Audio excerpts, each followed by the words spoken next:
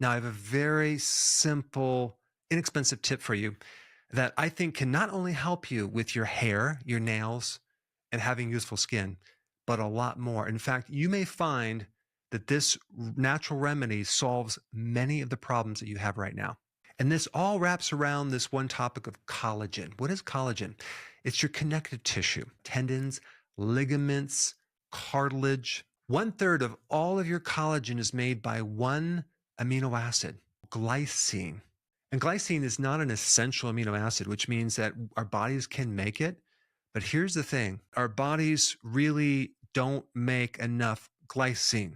And if you're not getting it from the diet, chances are you're going to be deficient because normal proteins, red meat or chicken or fish or even eggs or even dairy, are not very high in glycine. You'd have to be eating the skin on the chicken and the cartilage like on the chicken bones or organ meats. And a lot of people do not do that.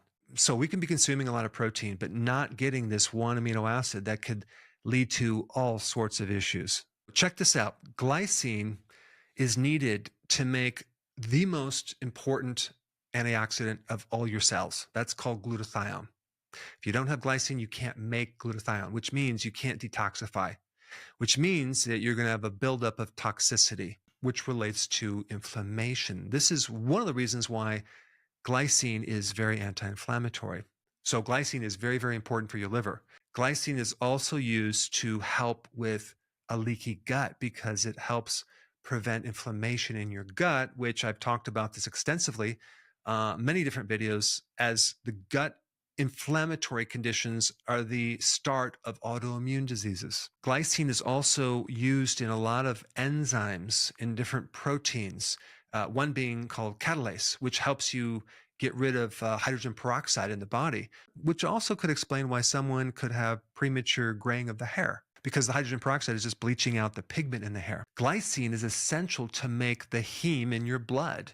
So if you don't have glycine, you can't make blood. And even your gums around the teeth need glycine. Glycine is so foundational, you need it for your DNA as well. If you're deficient in glycine, you might not be able to achieve the deep delta wave sleep that you need to feel regenerated.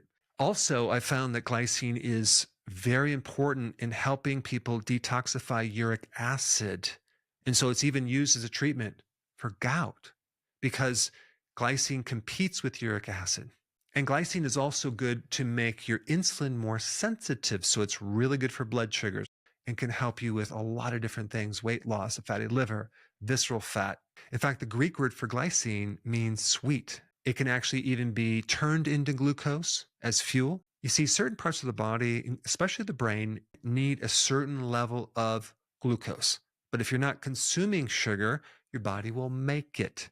Well, guess what? Glycine can be a precursor for that sugar. And I think some people might be concerned too, if that's going to bump me out of ketosis, if I take glycine, it's going to increase my sugar. But at the same time, look at the benefits. It actually helps stabilize your blood sugar, as well as maybe a little bit more insulin spike, but it's going to make insulin more sensitive. So it's more corrective on insulin versus regular sugar that doesn't improve your blood sugars, right? But there's something else that's interesting when you consume glycine. It stimulates the opposing hormone to insulin, which is called glucagon. Glucagon does the opposite of insulin.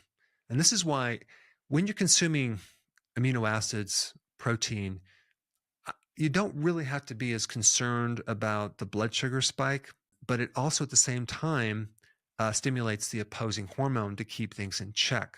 And if something could make insulin more sensitive, it's not going to worsen the insulin resistance situation. It's going to help it. And I also read a study, which I'm going to put all this stuff down below, on how glycine could even interfere with the binding of oxalates to calcium crystallization to prevent kidney stones. So that's pretty cool. So here's how someone's deficient.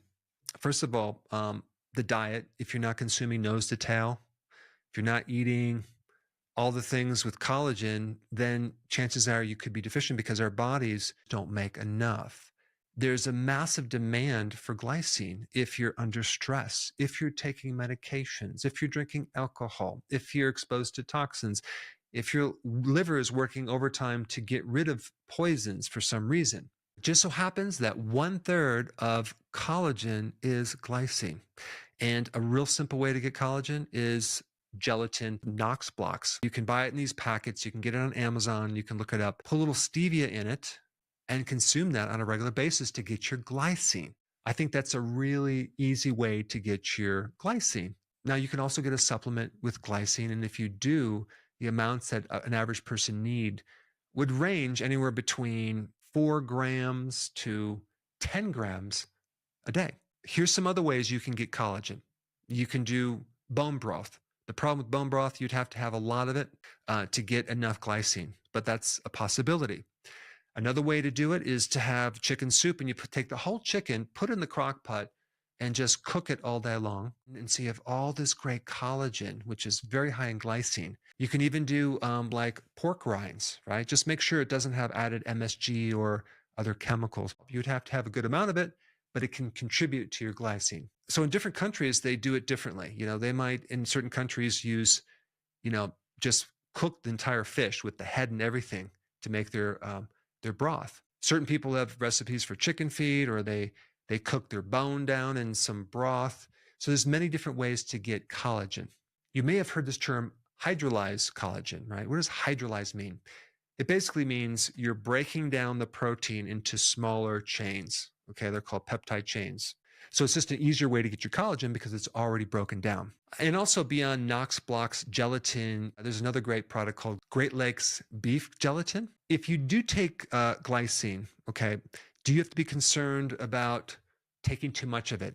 Yes, but you would have to have something like 600 grams, okay, 600 grams. We're only talking about between 4 and 10 grams a day. If possible, I would recommend taking the glycine with food, not on an empty stomach. But here's the thing, as we age, the need for glycine goes up. This could potentially help people with osteoarthritis, osteoporosis, thinning of the hair, insomnia, gout, or even kidney stones. Now, I did another video on this topic related to hair loss. If you haven't seen that one, you should check it out. A lot of people watched it. They loved it. I put it up right here.